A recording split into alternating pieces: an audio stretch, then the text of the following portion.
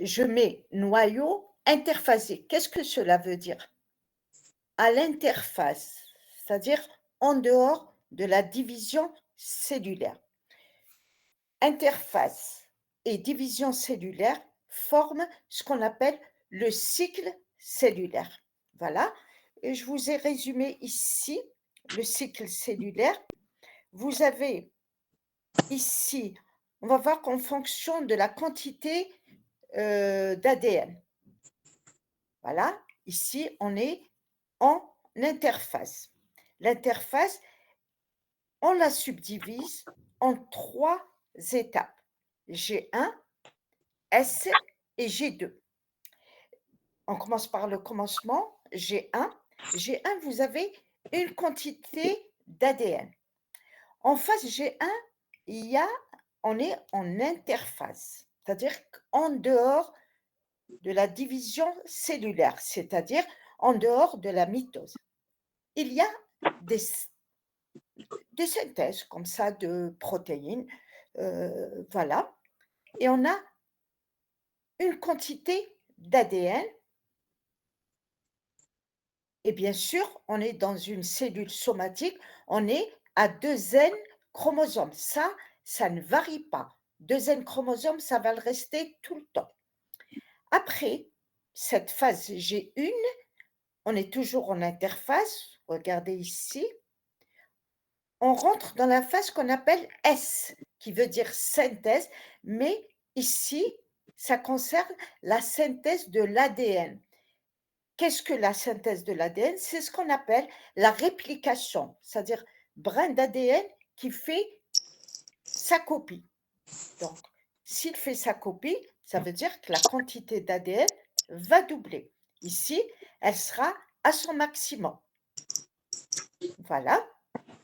Et donc, on se retrouve en phase G2.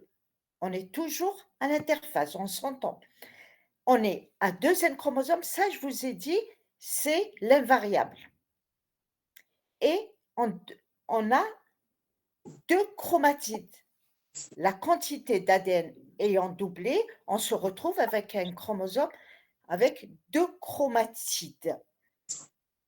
Et on rentre dans la phase de la mitose. M veut dire mitose. Et on a terminé un cycle. Voilà, ici, c'est la phase M. M qui est une mitose qui donne à partir d'une cellule fille, à partir d'une cellule mère, pardon, 2 cellules filles qualitativement et quantitativement identiques. On part de 2 N chromosomes, on obtient 2 cellules à 2 N chromosomes. Pourquoi? Parce qu'à ce niveau, il y a eu dédoublement de l'ADN, donc qui ont été partagés, divisés sur 2 cellules. Et après, la cellule va entamer un autre cycle ou pas, ça dépend. Alors,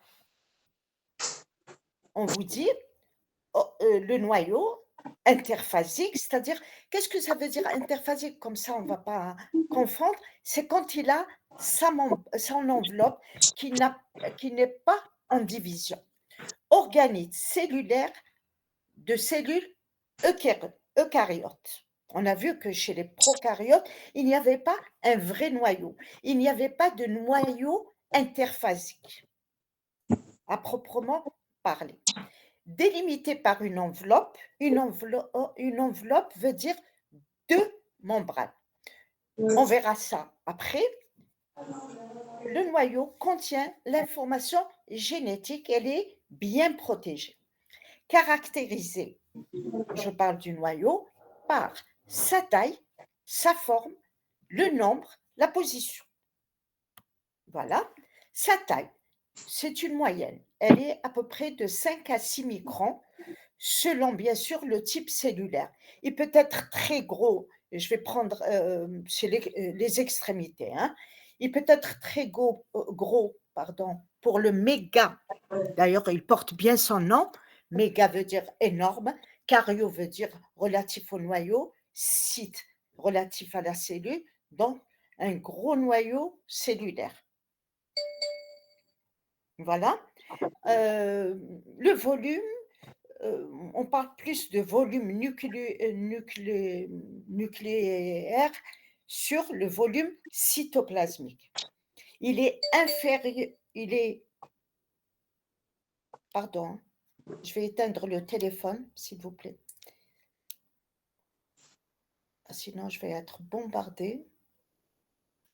Alors, on vous dit supérieur à 1 dans une cellule indifférenciée et inférieur à 0,15 dans une cellule différenciée. Qu'est-ce que ça veut dire?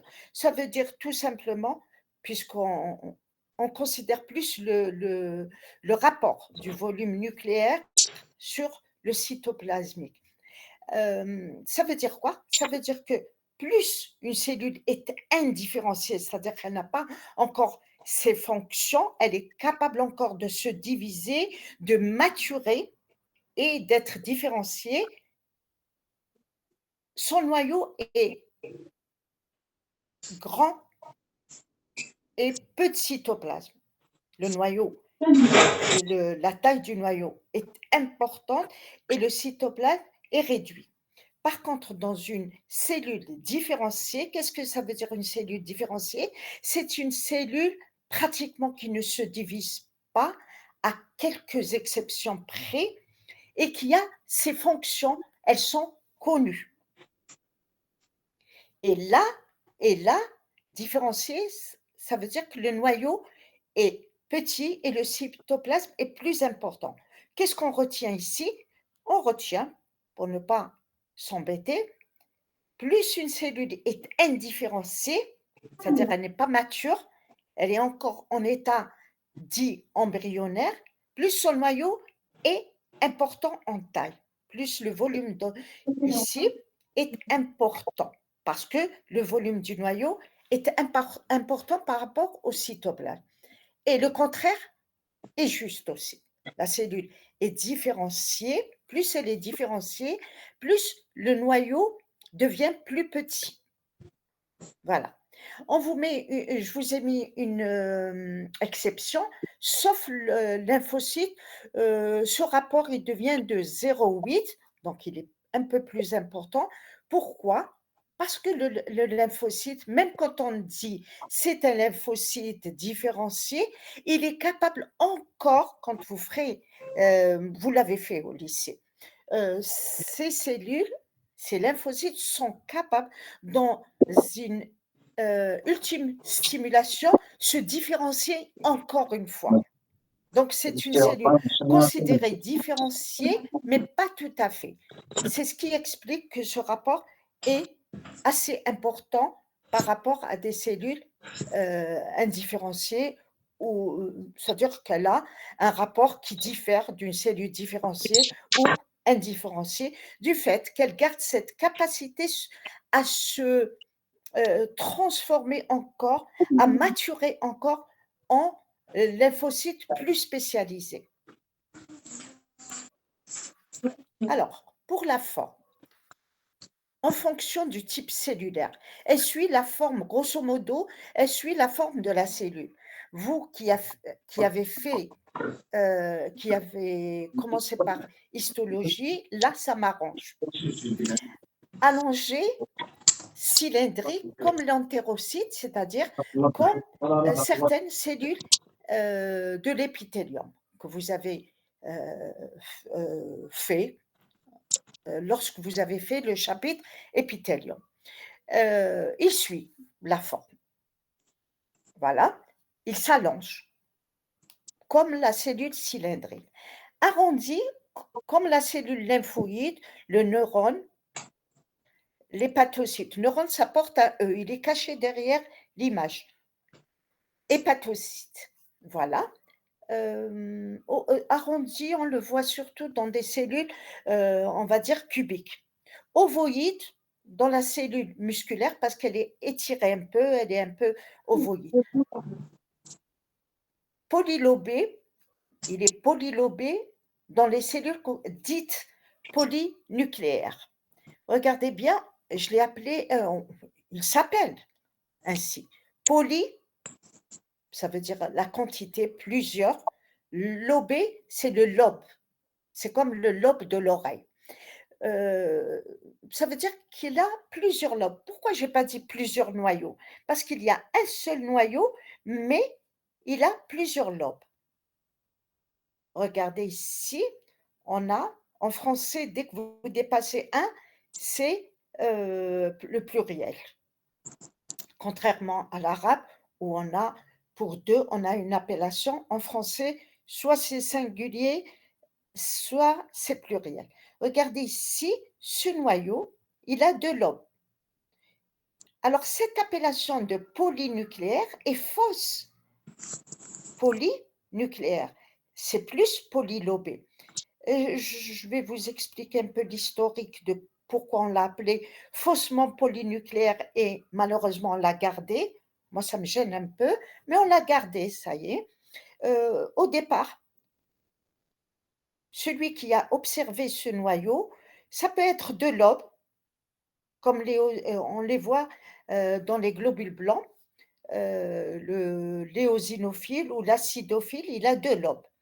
Au départ, quand on a comme, on peut, avoir 3 lobes, 4 lobes, 5 lobes et même parfois chez la femme 6 lobes. Je vous expliquerai ça à part.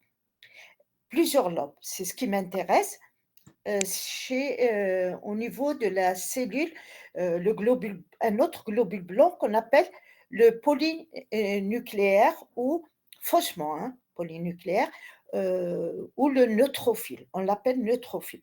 Pourquoi on l'appelle polynucléaire? Parce qu'au début, quand on l'a observé, on n'a pas vu ce lien et on pensait c'était 2, c'était 3 et on les a ou 4 ou 5 ou même 6. On les a appelés polynucléaires, c'est-à-dire plusieurs noyaux. Et après est venu, un autre scientifique qui a dit: «Non, moi je vois un lien entre les 2.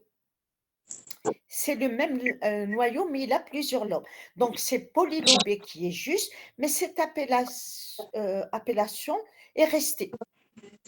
Jusqu'à demain, elle est là. Voilà. Nous, il vaut mieux qu'on dise c'est polylobé et non pas polynucléaire. Mais bon, dans les livres, comme ils l'utilisent, j'ai préféré la mettre. Voilà. On vous dit, selon l'état de différenciation, là aussi, il peut être encoché, clivé. Exemple, le monocyte.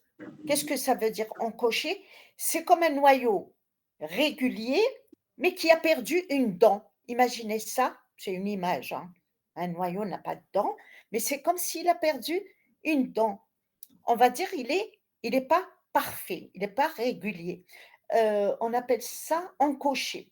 Après, avec le temps, cette encoche, elle peut s'accentuer jusqu'à former, une forme de lune, de fer à cheval. Voilà. Exemple, et ça on le voit très bien dans le monocyte. L'observation d'un frottis sanguin montre les cellules du sang dont fait partie les monocytes, qui est un autre type de globule blanc qui a un noyau et qui est, encoché. S'il vient de passer c'est-à-dire, il vient juste de passer dans la circulation sanguine ou bien s'il est passé dans la circulation sanguine depuis quelque temps, vous savez qu'il vient, normalement vous faites, histologie, on vous a parlé du sang, vous avez fait hématopoïèse, il passe à partir de la moelle osseuse. C'est là-bas qu'il va maturer, à partir d'une cellule souche, comme d'autres, types cellulaires et donc il passe dans le sang. Il est à peine encoché, c'est comme s'il a perdu une dent, mais au fur et à mesure qu'il est dans le sang, cette encoche va s'accentuer jusqu'à former presque un fer à cheval. Voilà. Alors pour le nombre, on vous dit absent au niveau de l'hématie, c'est le globule rouge, c'est, le globule rouge, voilà, l'érythrocyte, on l'appelle hématie, globule rouge, érythrocyte. C'est du pareil au même. C'est une cellule, du sang. Quand elle passe dans le sang, on l'appelle hématie. C'est bon, elle n'a pas son noyau. Je vous ai dit, révisez votre cours, d'hématopoïèse et vous avez à côté de cette cellule kératinocyte superficiel. Là aussi, vous avez fait, l'épithélium. On vous a parlé des kératinocytes, qui sont superficiels, qui ferment, qui constituent un empilement de cellules sans noyau. Voilà. Et on vous dit pour le nombre, ici, c'est des exceptions. Voilà, il y a pas de noyau. Par contre, on vous dit généralement unique. Ça peut être binucléé, c'est-à-dire il y a 2 noyaux, comme l'hépatocyte, c'est-à-dire la cellule du foie, ou l'urothélium, l'épithélium de la vessie. Et puis, vous avez les cellules plurinucléées, c'est-à-dire qu'ici, on ne parle plus de lobe, on parle de noyaux. Ils sont plusieurs. Vous avez l'ostéoclaste, vous en avez déjà parlé puisque vous m'avez dit la dernière fois que vous faisiez le tissu conjonctif spécialisé. Dans le tissu osseux, vous avez des ostéoblastes, mais vous avez qui forment l'os et les ostéoclastes qui le déforment, qui le détruisent naturellement, hein, physiologiquement. Ce n'est pas une pathologie. C'est des cellules qui existent. Elles ont plusieurs noyaux. Voilà, ça peut atteindre 30 à 50. Vous avez aussi les myocytes. Myo veut dire muscle, cyte relative à la cellule, donc la cellule musculaire. Vous verrez que le muscle, il y a 3 types. Ici, musculaire strié squelettique, c'est-à-dire les cellules musculaires sous le contrôle de la volonté. Donc, ici, on a représenté, vous l'avez reconnu, l'ostéoclaste avec ses microvillosités qui permet après la digestion, créant ici un environnement acide, elle va digérer l'os. Bon, ce n'est pas le sujet de notre cours, c'est juste pour vous dire son rôle. Voilà, nous, notre but, c'est de montrer qu'il y a plusieurs noyaux. Voilà. Donc, pour le nombre, il peut ne pas y exister. Très peu de cellules n'ont pas de noyau, mais très souvent, il est unique. Il y a quelques exceptions où il est binucléé et certaines cellules qui sont plurinucléées. Alors, la position, elle peut être centrale dans le lymphocyte, par exemple, le fibroblaste que vous avez vu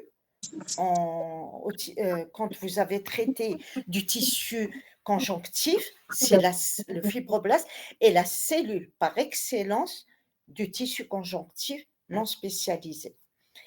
Cellules des glandes endocrines, voilà quelques exemples, voilà. Refoulées à la base dans la cellule muqueuse, quand vous avez fait la cellule exocrine, quand vous avez fait le tissu épithélial glandulaire. On vous a parlé de cellules muqueuses, hein, il est refoulé à la base. Et puis, il peut être refoulé à la périphérie,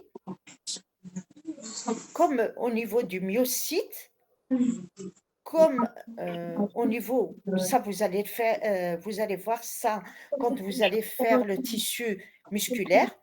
Et adipocyte blanc, ça vous l'avez vu quand vous avez fait le tissu conjonctif. Il y avait des adipocytes blancs et bruns, adipocytes, donc une cellule adipeuse, une cellule graisseuse qui emmagasine euh, le gras.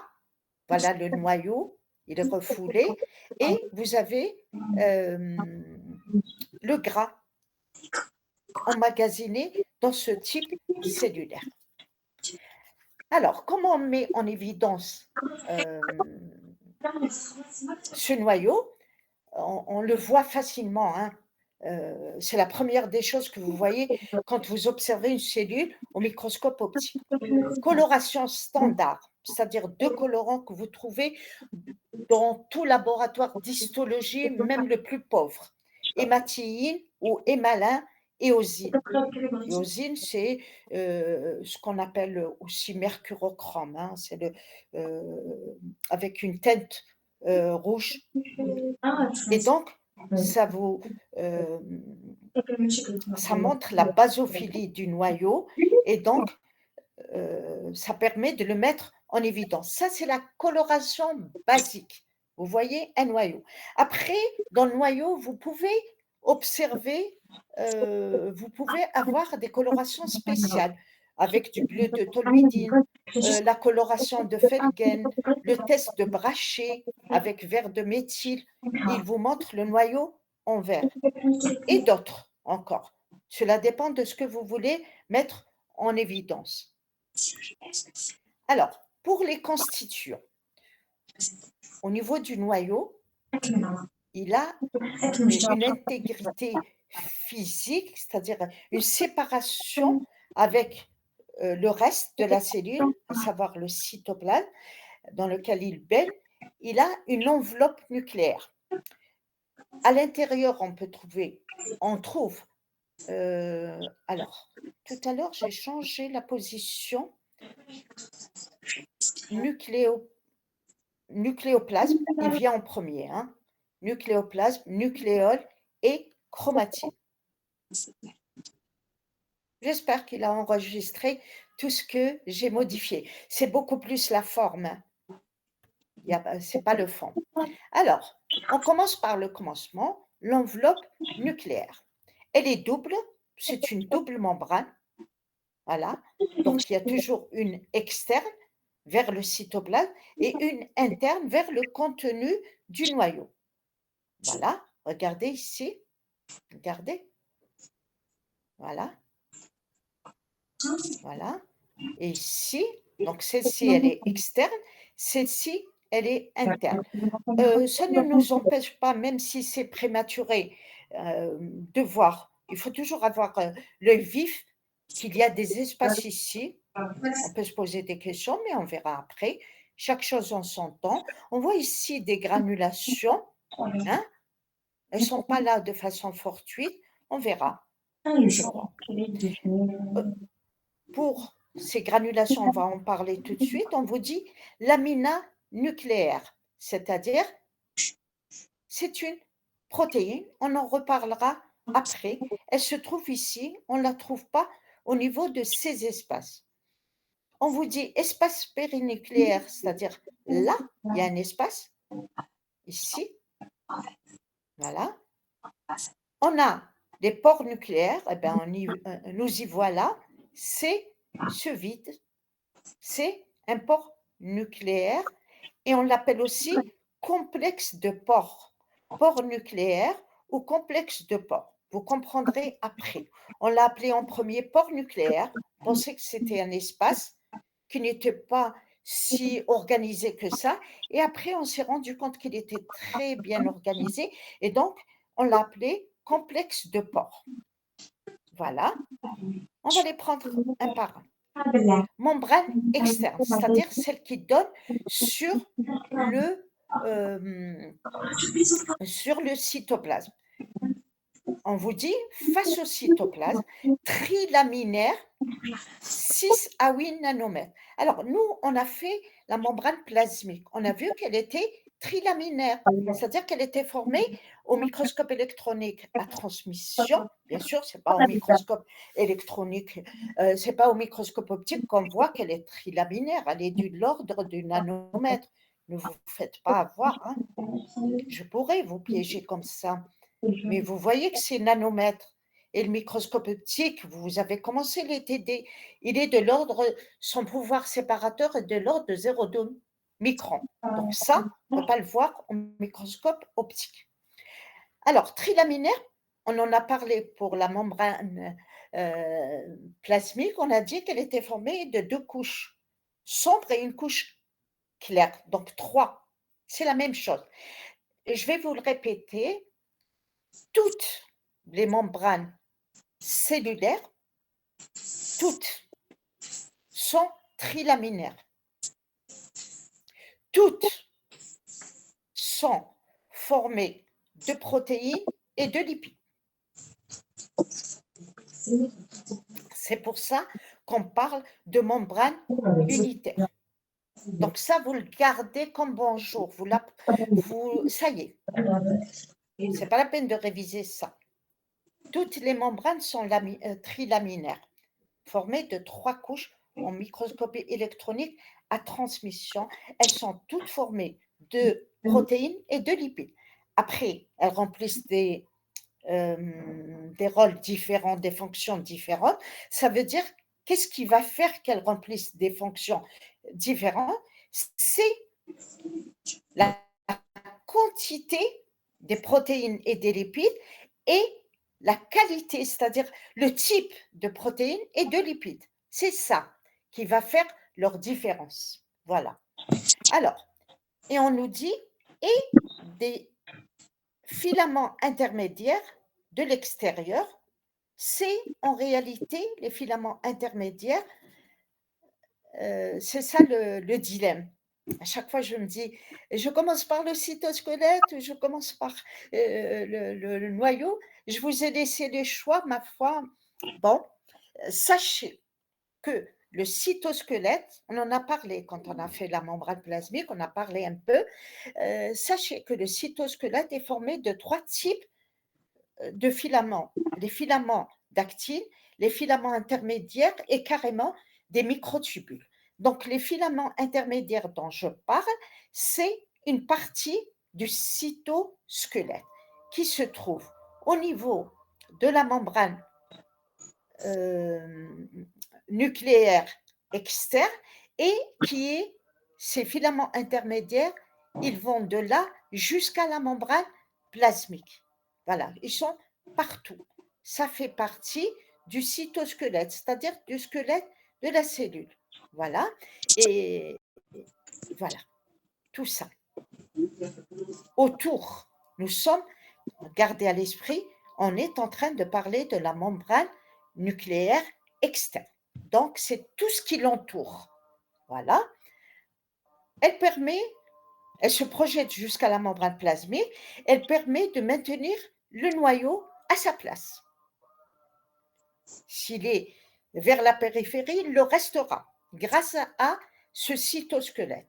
S'il est au centre, il va le rester. Voilà. Ici, c'est un schéma.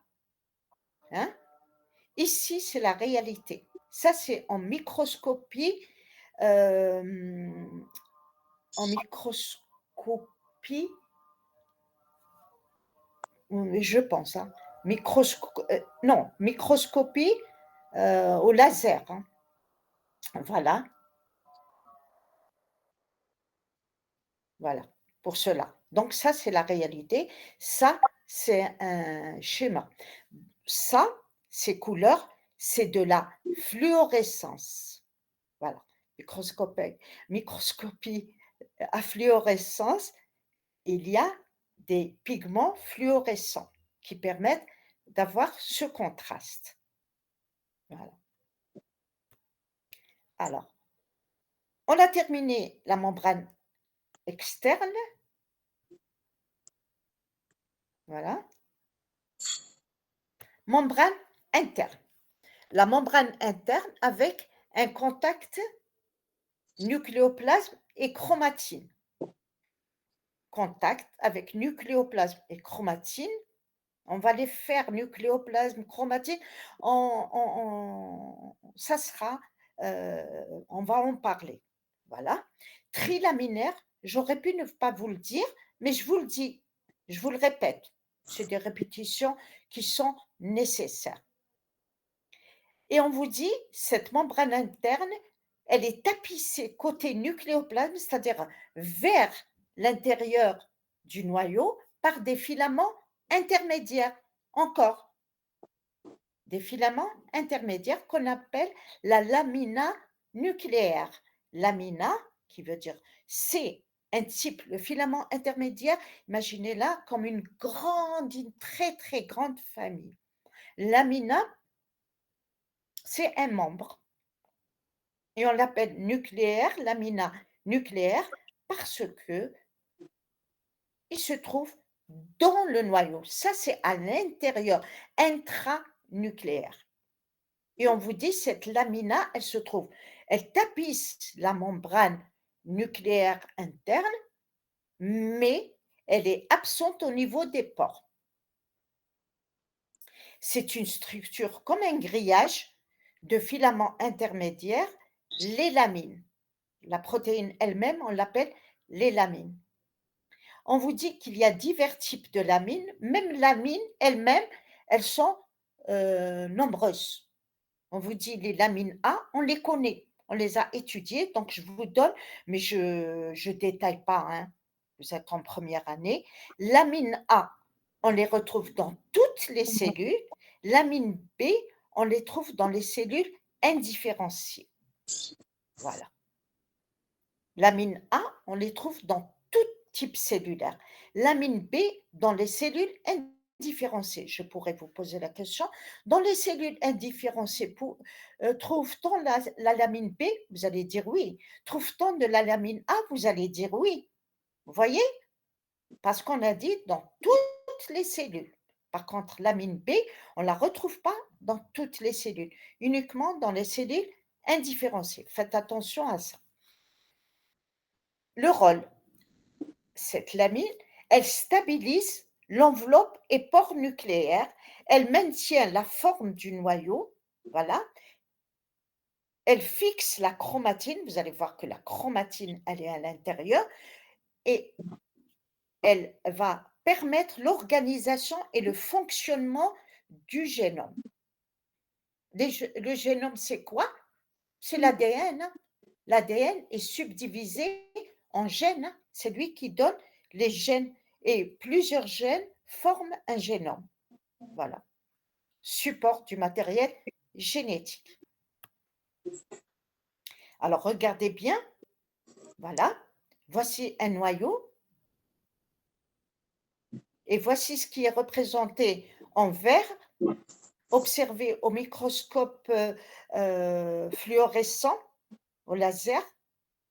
Voilà, ce qu'il y a en vert, c'est les filaments intermédiaires. Ils permettent au noyau de maintenir le noyau. Et comme vous savez que du côté externe, il n'est pas représenté ici, il y a des filaments intermédiaires du cytosquelette, ces forces qui agissent de l'extérieur et de l'intérieur permettent le maintien de la forme et de la position du noyau. Voilà. Ici, c'est le réticulum endoplasmique, hein, granulaire. Voilà. Il ne nous intéresse pas en ce moment, hein. Alors, l'espace périnucléaire. L'espace périnucléaire, c'est ce qui existe entre les deux membranes de l'enveloppe nucléaire, occupée par la partie C-terminale des protéines intrinsèques de la membrane interne, caractérisées par des peptides associés aux lamines. Les lamines, elles sont là, elles tapissent du côté interne, mais elles-mêmes, elles sont solidaires avec ces peptides qui existent entre les deux membranes. Récepteur de la lamine B, dont on ne connaît pas le rôle pour le moment, hein. Voilà. Et on arrive au pore nucléaire. Le pore nucléaire, c'est l'espace qu'on a montré tout à l'heure. Voilà. Il est où? Voilà, c'est celui-là, le pore nucléaire. Voilà, et on a dit qu'on l'a mis entre parenthèses complexe du pore, et vous allez voir les raisons. Voilà, ça nous permet de réviser. Regardez, membrane externe, nucléaire, membrane interne, espace périnucléaire. Voilà. Tout ce beau monde est solidaire l'un de l'autre pour garder tout en place. Et nous avons ici les pores nucléaires, c'est eux dont on va parler. Voilà. Alors, les pores nucléaires, ils sont annulaires, c'est-à-dire, vous aurez dit en 2D, vous allez dire ils sont arrondis. Diamètre 120 nanomètres, ça veut dire qu'on ne les voit pas au microscope optique. Hauteur 200 nanomètres. C'est quoi en réalité? C'est interruption de membrane nucléaire. C'est ce qu'on voit dans un premier temps. C'est une interruption. Et on vous dit absence de lamine et d'hétérochromatine à ce niveau. Les deux membranes sont à ce niveau en continuité. On va revenir. Les deux membranes en continuité, peut-être vous ne l'imaginez pas, je vais vous le remontrer. Regardez. Ici, les membranes ne sont pas en continuité, elles sont parallèles, il y a un espace périnucléaire et hop, dès qu'il y a un pore, regardez, elles sont en continuité. Ben, heureusement, sinon tout l'espace périnucléaire, il va se déverser. Donc la nature est bien faite. Ici, elles se rejoignent. Elles sont accolées. OK, ça y est, on l'a imagé. Alors, les deux membranes en continuité, on vous dit c'est des lieux d'échange. C'est des lieux d'échange constitués, donc c'est là que se font les échanges. Et on l'a vu, mais on n'a pas insisté, si vous vous rappelez, quand on a fait, quand on a parlé de l'information au niveau de la membrane plasmique, quand on a traité de quoi? Quand on a traité des hormones, lipidiques. On avait dit que c'était des lipides, donc ils rentraient par la membrane plasmique, ils se liaient à un récepteur et ils s'internalisaient le récepteur et hormones lipidiques, elles rentraient par les pores parce que c'est des macromolécules, elles ne peuvent pas rentrer par la membrane, elles rentrent par les pores. Voilà. Et ça permet des échanges. Il y a entrée et sortie. Vous allez voir que aussi, ne serait-ce qu'un cas de sortie du noyau vers le cytoplasme, c'est l'ARN messager. Un cas, au moins vous le connaissez, mais pas que. Hein. Constituer. Alors, la constitution, au début, on appelait port nucléaire. On l'appelait interruption de membrane nucléaire. Mais après, les scientifiques sont curieux et c'est une curiosité positive.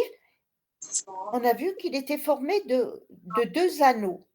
Anneaux, c'est comme une alliance de deux anneaux cytoplasmiques au regard du cytoplasme et nucléaires. L'un est au regard du cytoplasme et l'autre au regard du noyau. Ça, on ne se l'imaginait pas avant. Mais on l'a vu. Formés chacun de 8 sous-unités globulaires. 8 sous-unités, donc c'est un octa. 8 sous-unités globulaires. Globulaire, c'est la forme. Elle n'est pas en filament, elle est plutôt globulaire, arrondie, voilà, sphérique. C'est des nucléoporines, c'est-à-dire des pores. Nous, on a déjà parlé de aquaporine, ionoporine, mais ici, c'est nucléoporine. Porine veut dire pore dilaté qui permet l'échange, nucléo au niveau du noyau. Formant un diaphragme octogonal. Octogonal, on l'a compris, c'est par rapport au fait qu'il y a 8 sous-unités, mais un diaphragme, c'est comme votre iris. Peut devenir, ça peut, quand il y a de la lumière, on a tendance à contracter. Donc, ça peut devenir petit, comme ça peut s'agrandir. Voilà. Comme une double iris. Iris, c'est ce qu'on a dans l'œil. On a la pupille tout à fait au centre, entourée de l'iris. Grâce à la contraction musculaire, elle peut augmenter, de diamètre ou, diminuer. On vous dit quand il est ouvert, passage de macromolécules. On l'a vu, ne serait-ce par le cas, de l'hormone lipidique plus son récepteur. Ça nécessite de l'ATP. Une macromolécule ne peut pas passer comme ça sans consommer de l'ATP. Et on vous dit fermé, quand il est fermé, il y a toujours une petite ouverture de 90 angstroms. C'est tout petit. On aurait pu penser, sans les outils performants qu'utilise maintenant la biologie moléculaire, la cytologie, on aurait pensé qu'il était fermé. Et donc, si ça garde 90 angstroms, même quand on l'appelle fermé, c'est-à-dire qu'il n'y a pas passage de macromolécules, il n'est pas ouvert aux macromolécules, ça permet la diffusion de toutes petites molécules. Voilà. Les toutes petites molécules, leur diffusion sera passive. Voilà. Je vous ai ramené pour bien, imager. Donc, voici une membrane nucléaire au regard du cytoplasme. Alors, on parle de cytoplasme, gardez-le à l'esprit. Cytoplasme, cytosol, hyaloplasme, c'est, dans les livres, c'est à peu près la même chose. C'est cytoplasme. C'est juste les cytologistes l'appellent ainsi, les cytophysiologistes préfèrent, ainsi, les comment dire? Les physiologistes préfèrent dire, hyaloplasme, voilà.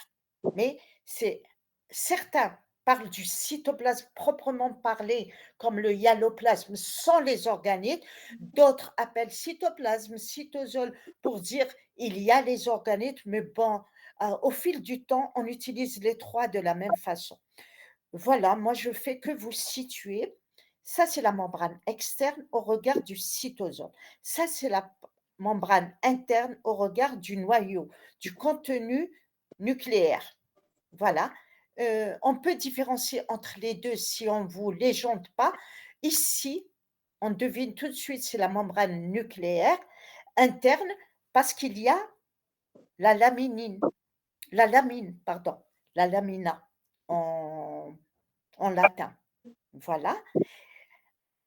Et ici, on peut reconnaître que c'est l'externe parce qu'il y a des ribosomes. Voilà. La membrane externe, on retrouve dessus des ribosomes. Voilà. Donc, on peut ne pas légender et vous allez retrouver, même si on ne vous met pas cette matrice nucléaire. Voilà. Alors, on revient hem, à notre port. C'est ça, le port. C'est cette partie. C'est un vide et au niveau de ce vide, les 2 membranes se rejoignent. Voilà, heureusement. Sinon, je vous ai dit, l'espace périnucléaire entre les 2 membranes, elles vont perdre cet espace va perdre son contenu. On revient à notre pore. Ce pore, on nous a dit qu'il y avait 2 anneaux octogonaux, un au regard du cytoplasme et l'autre au regard du contenu du noyau, au regard nucléaire et on voit qu'il est octogonal. Si on compte, bon, c'est un schéma, il y a 9 espaces.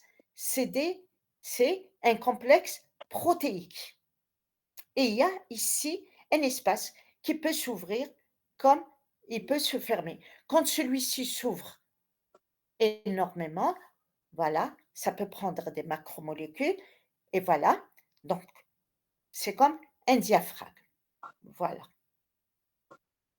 Ici, vous avez ce qu'on appelle, on verra après, transporteur central, une protéine qui permettra le transport de tout ce qui va, entrer, tout ce qui va être transporté, voilà. Alors, regardez ici, le pore est fermé. Voilà. Il y a toujours subsiste une petite ouverture. Pore ouvert. Voilà comment c'est. Pore ouvert. Voilà. Et ça, c'est les complexes octogonaux. Voilà. C'est des protéines transmembranaires, hein. Voilà. C'est des protéines c'est des protéines, pas transmembranaires dans le sens où c'est dans le pore, pardon. Voilà,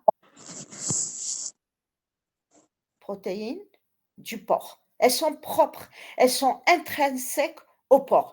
Il y a ici des protéines qui vont permettre l'arrimage de ce porc qui va être solidaire au reste de la membrane.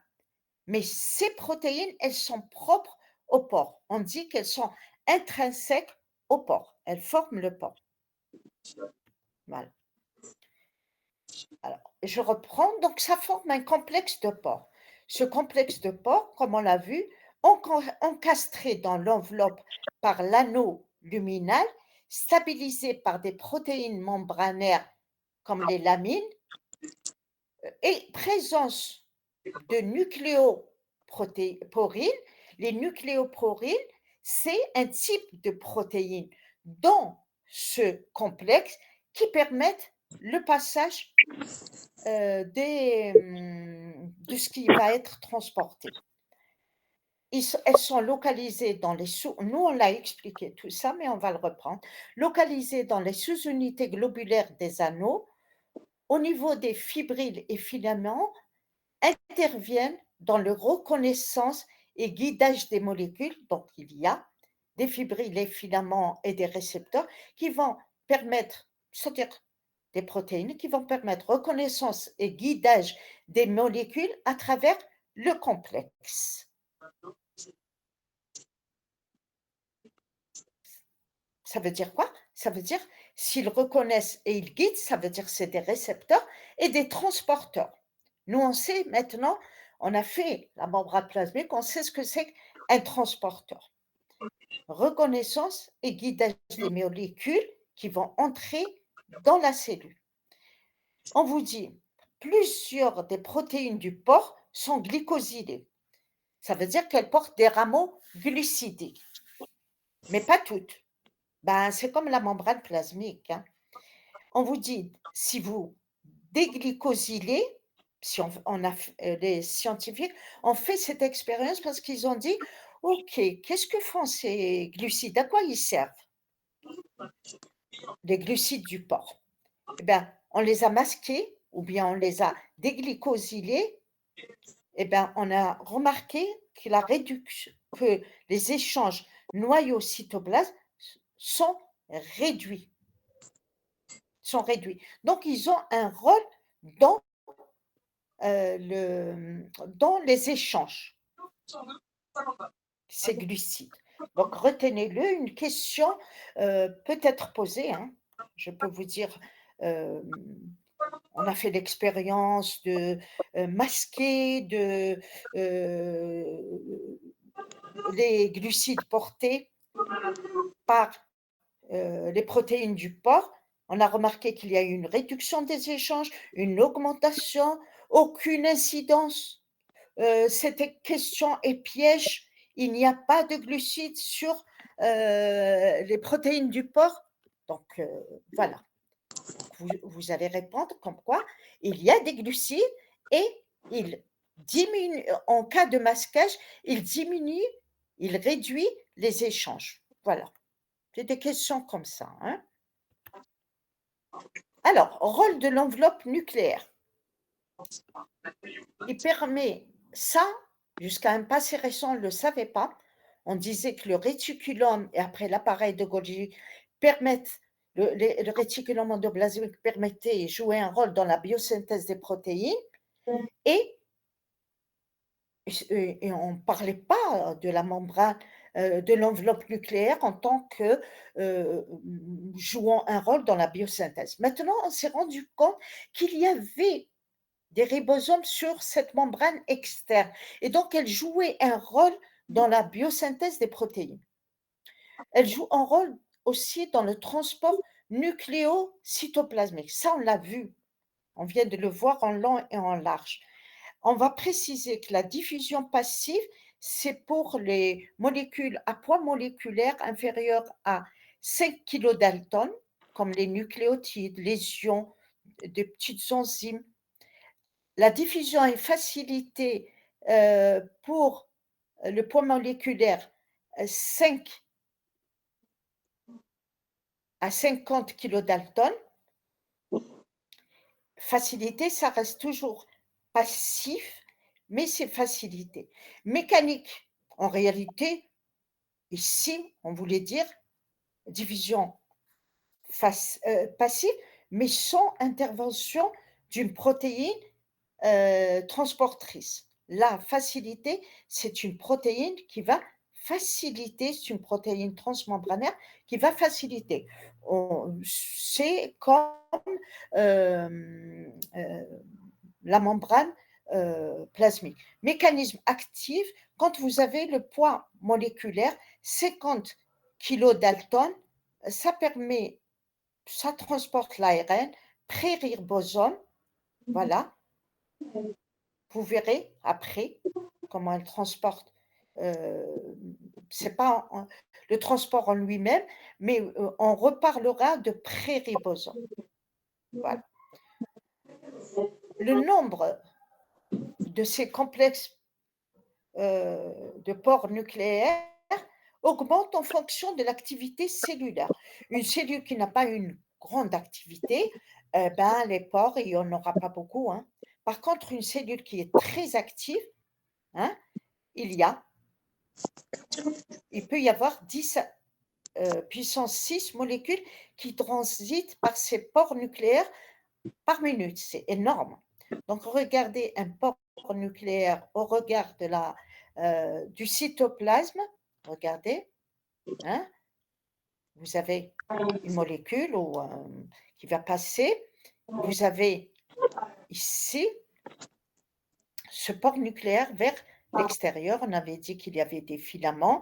Ici, vous voyez le complexe du pore qui intervient comme transporteur, etc. Comme transporteur, comme facilitateur, comme voilà, pour permettre ces échanges. Voilà.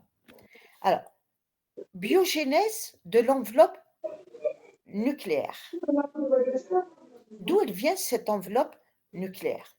On vous dit en interface, elle se forme juste quand on dit interface, là on est juste à la sortie, en sortie de mitose. Voilà. Quand elle commence à se reformer, formation par fusion autour de la lamina.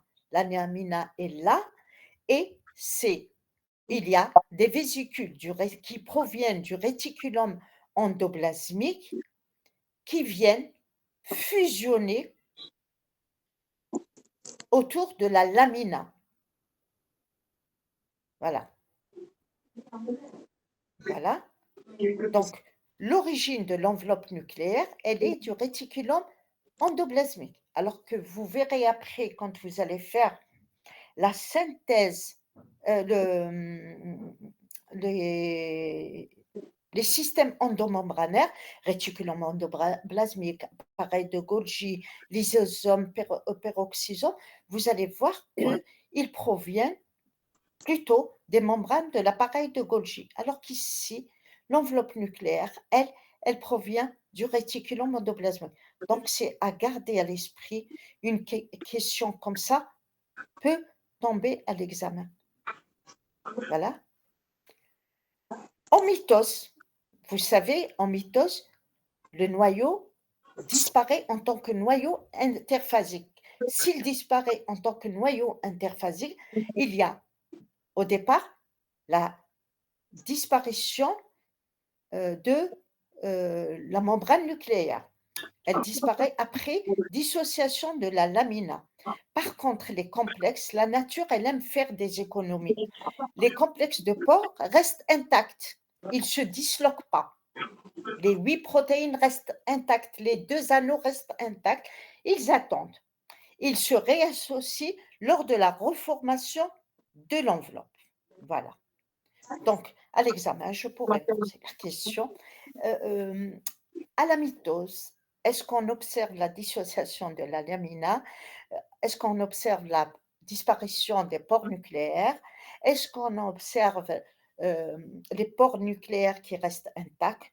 Ou la même question pour la lamina? Et donc, vous avez les réponses sous vos yeux. D'habitude, je ne fais pas comme ça, mais bon, voilà. Alors, nucléoplasme. Nucléoplasme, voilà. On arrive au nucléoplasme. Nucléo, c'est relatif au noyau. Plasme, c'est comme le cytoplasme du noyau. Vous voyez? Le noyau, à l'intérieur, il est comme un gel, c'est-à-dire sa consistance, c'est un gel aqueux. C'est pas un gel, à 100, mais c'est un gel aqueux, à composition biochimique proche du cytoplasme ou hyaloplasme ou cytosol. C'est la même chose. Il renferme le nucléocytosquelette, les protéines non histoniques, le nucléole et la chromatine. Voilà. Donc, vous avez, quand on a fait, bon, on n'a pas fait, mais on sait qu'on n'a pas fait parce qu'on n'a pas fait encore le cytosquelette. Vous m'avez piégé, mais vous n'êtes pas les seuls. Chaque année, c'est comme ça. Chaque année, je tombe dans le même problème. Je fais choisir les étudiants, ils choisissent les noyaux et voilà. Donc, sachez que le cytoplasme, c'est c'est la même chose, c'est un gel aqueux dans lequel baignent les organismes, dans lequel il y a un cytosquelette et dans lequel baignent les, hem, les organites cellulaires. Et bien ici, vous pouvez transposer, dire la même chose, à quelques exceptions près. C'est un gel aqueux dans lequel il y a un cytosquelette formé, formé par, heu, la lamina, voilà. Vous avez donc ce qu'on appelle le nucléocytosquelette qui est essentiel, qui est la lamina. Vous avez des protéines non histoniques, on va en parler. Un nucléole, vous avez déjà entendu parler, on va en parler quand même, et bien en long et en large. Et de la chromatine, ma foi, la chromatine, s'il n'y a pas de chromatine, il n'y a pas de noyau, hein. Alors, on va les prendre un par un. Nucléocytosquelette, regardez, cytosquelette du noyau. Il est formé par les lamines. On les a vues. C'est celle-ci en vert. Voilà, sur le schéma. En vert, en microscopie, à fluorescence, c'est de la fluo le pigment, c'est de la fluorescine. Le pigment, c'est comme celui qu'on met sur les plaques signalétiques. Sur la route, vous observez, même la nuit, ça nous permet d'observer les signalisations. On peut se diriger grâce aux, plaques signalétiques. C'est le même principe, ce pigment, c'est la même chose, c'est de la fluorescine. Hem, on l'excite par vous le faites en TD, on l'excite par des longueurs d'onde courtes, du domaine de l'invisible, parce qu'elles sont de 200 à 250, jusqu'à presque 400, elles n'atteignent pas 400, donc elles sont du domaine de l'invisible, 400 je parle de nanomètres, et elles sont après, elles deviennent, dans le domaine du visible, donc on arrive à voir ce qu'il y a dans la cellule grâce à cette fluorescine qu'on a mis dedans. Nous, ce qui nous intéresse, c'est le noyau. Voilà, ça nous permet de voir son cytosquelette qui est formé de lamina ou en français des lamines. Ces lamines, ce cytosquelette permet la forme et l'emplacement du noyau. Bien sûr, sûr, avec l'aide, avec le concours du cytosquelette cytoplasmique. Donc, il y a une force de part et d'autre qui permet de garder le noyau à sa place et de garder sa forme. Ça, c'est pour le nucléocytosquelette. Les protéines non histoniques, c'est-à-dire non structurales, non architecturales, c'est la même chose. Non architecturales, vous pouvez écrire à côté non structurales. On verra après, puisqu'on les a appelées non histoniques, ça sous-entend qu'elles, elles rentrent pas dans l'architecture d'une structure, mais les histoniques, vous allez voir après qu'elles rentrent dans l'architecture de la structure de la chromatine. Alors, protéines non histoniques, elles sont diverses. C'est des protéines de réplication, de transcription, c'est-à-dire elles permettent la réplication de l'ADN, elles permettent la transcription de l'ADN en ARN, elles permettent, ah pardon, il y a le E qui a sauté, régulation spécifique des gènes et ARN, elles modulent, elles régulent, elles modulent l'expression des gènes et des ARN. Elle permet, ces enzymes de régulation permettent la réparation des chromosomes, etc. Plusieurs rôles. Voilà. Alors, maintenant, on va passer au nucléole. Le nucléole, voici une cellule. Tout ça, c'est une cellule. Ici, à partir de là, vous avez le noyau. Ce qui m'intéresse pour le moment, on est à l'intérieur, il y a un nucléole. On a toujours pensé que c'était, on a voulu l'appeler organite, mais on s'est rendu compte qu'il n'avait pas une membrane, ni enveloppe, ni membrane. Donc, ce n'est pas un organite à proprement parler. Voilà. Mais ça ne veut pas dire qu'il n'a pas de rôle, de fonction. Et on a voulu savoir qu'est-ce que c'était. Qu'est-ce qui fait qu'on a quelque chose de sombre qui se colore spécifiquement? Il a une coloration, on utilise de la pyronine, on peut le colorer juste avec les malaiosines, mais on peut le colorer électivement, c'est-à-dire spécifiquement. Et on voit au moins 2 zones. Voilà. On va voir. On va voir. Certains parlent de 3 zones. Bon, j'ai subdivisé en 2 zones pour ne pas vous compliquer les choses. Voilà, vous ne vous spécialisez pas aujourd'hui dans le nucléole. Alors, on vous dit nucléole. Au microscope optique, on le voit très bien, hein, sphérique ou ovoïde, sans membrane. C'est pour ça qu'on ne l'appelle pas organite. Incomplètement cerné par la chromatine, c'est-à-dire tout autour, dans le noyau, il y a de la chromatine, vous le savez, vous l'avez fait au lycée, nous, on va détailler. Ce n'est pas quelque chose que vous ignorez. On vous dit incomplètement. Ça veut dire quoi? Ça veut dire que tout autour du nucléole, c'est clair. C'est pour ça qu'on arrive à le séparer du reste du noyau. Il disparaît en mitose. Il disparaît avec le noyau, hein. Le noyau disparaît et lui aussi. Et vous savez que quand le noyau disparaît, son contenu devient des chromosomes. Voilà. La chromatine, toute la chromatine devient des chromosomes. Voilà. Il disparaît en mitose. Microscopie électronique à transmission, nous sommes des scientifiques, on est curieux. On a remarqué qu'il y avait, comme je vous ai montré, 2 zones. 2 zones contenant des protéines, mais pas que. Une zone périphérique granulaire, c'est-à-dire elle a des granulations et on s'est rendu compte, nous, on ne se satisfait pas de granulaire. OK, ça c'est la consistance. Mais c'est quoi au juste? Eh bien, on nous dit que c'est des ARN pré-ribosomes.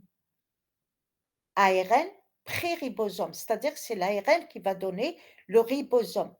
ARN pré-ribosome à plusieurs niveaux d'assemblage et de transformation. Au moment où vous faites votre coupe, quand vous observez, eh bien, vous allez trouver de l'ARN pré-ribosomal à des niveaux d'assemblage. du préribosome de chez préribosome, de l'ARN préribosome tout au départ jusqu'à l'ARN, ça y est, qui va aller vers la formation du ribosome. Voilà.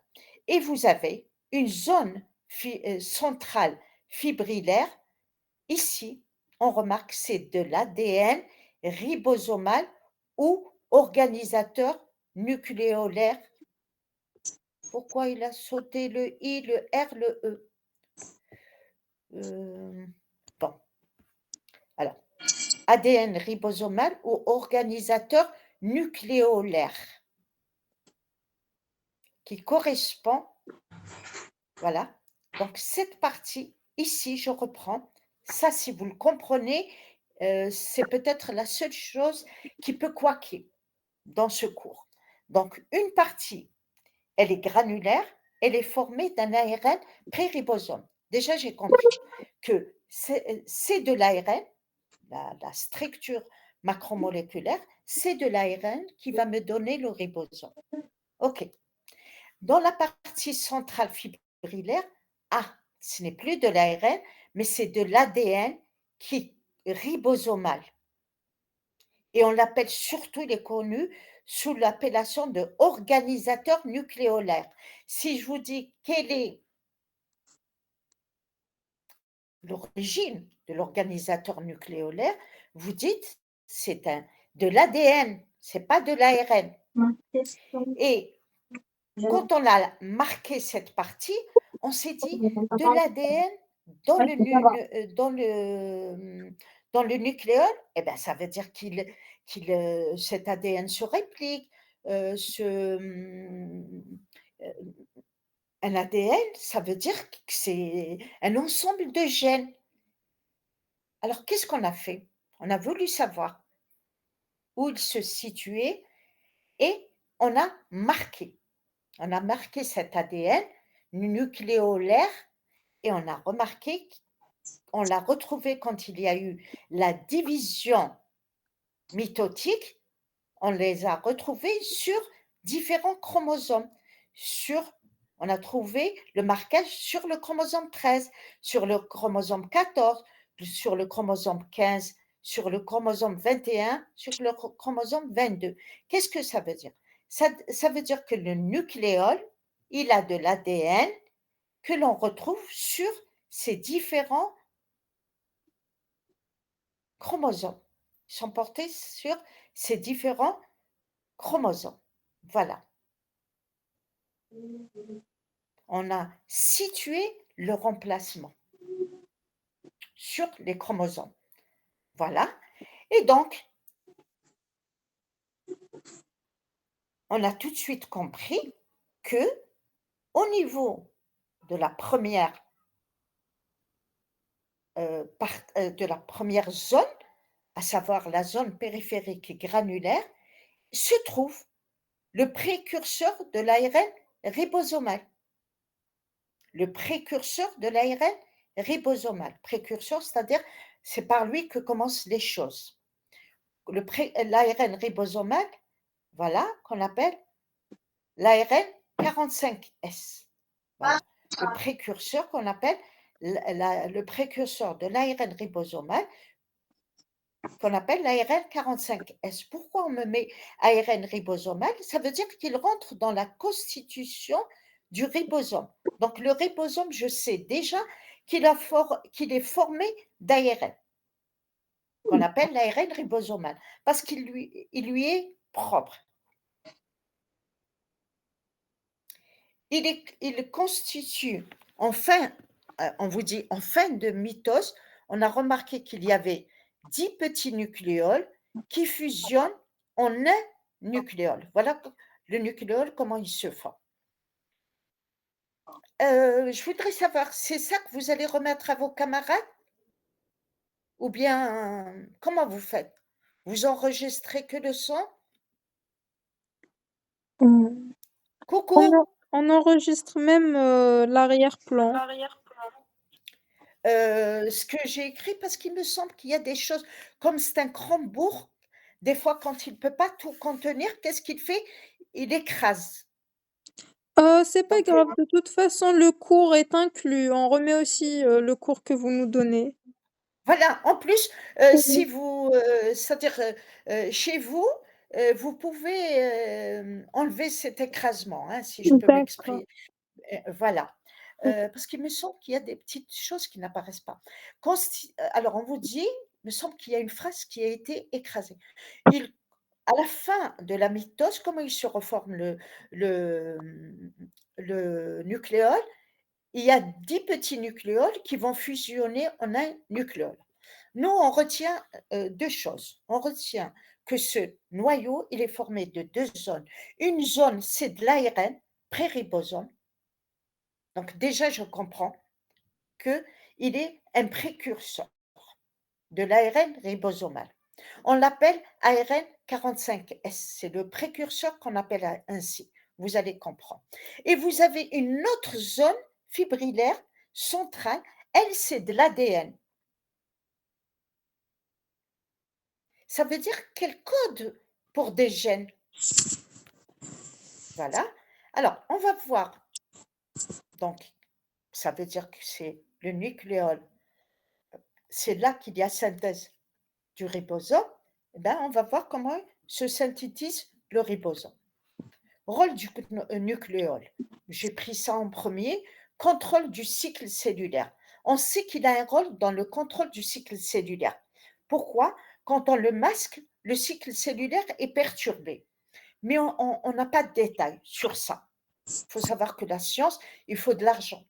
Si on donne de l'argent pour comprendre comment il est perturbé et quel est son rôle dans le contrôle du cycle cellulaire, eh ben, on saura un jour. Mais je pense qu'on a jugé que la synthèse des ribosomes est plus importante parce que qui dit synthèse des ribosomes dit synthèse des protéines qui est une macromolécule par excellence dans la cellule. Voilà. Un jour, on nous dira, hein, c'est pas parce qu'on ne le sait pas aujourd'hui qu'on le saura jamais. Il faut juste mettre de l'argent pour les scientifiques. On l'espère en tous les cas. Alors, synthèse des ribosomes. Transcription de l'ADN ribosomal en ARN ribosomal 45S. Vous voyez, cet ADN ribosomal est transcrit, toujours la transcription, c'est ADN en ARN. Ici, transcription de l'ADN. C'est pour ça qu'on l'a appelé ADN ribosomal. C'est parce qu'on a vu il y avait une transcription en ARN ribosomal, on l'a appelé ADN ribosomal. Et on l'appelle aussi l'organisateur nucléolaire. Donc, si je vous dis organisateur nucléolaire, vous me dites, c'est l'ADN qui existe dans le nucléole en ARN 45S. Qu'est-ce que c'est que l'ARN ribosomal 45S? C'est le précurseur de l'ARN ribosomal. Alors, si c'est un précurseur, c'est-à-dire c'est par lui que les choses commencent, ça veut dire qu'on va avoir des modifications au niveau de cet ARN pour qu'il ne soit plus que précurseur. Comment? Par clivage, c'est-à-dire des cassures. Clivage de l'ARN ribosomal 45S en ARN ribosomal 28S, 18S, 5,8S. Ça, le S, c'est Svedberg, c'est l'unité. Alors, l'ARN, après, d'un autre côté, regardez, sinon je l'aurais mis avec, regardez, je mets ARN5S, mais je l'ai mis à part, je lui ai mis 3 pour qu'il n'y ait pas confusion. Transcrit à partir du chromosome 1 du reste du noyau. Ça veut dire quoi? Ça veut dire que l'ARN5S, il provient du noyau, il ne provient pas du nucléole. Mais alors, pourquoi on le met ici?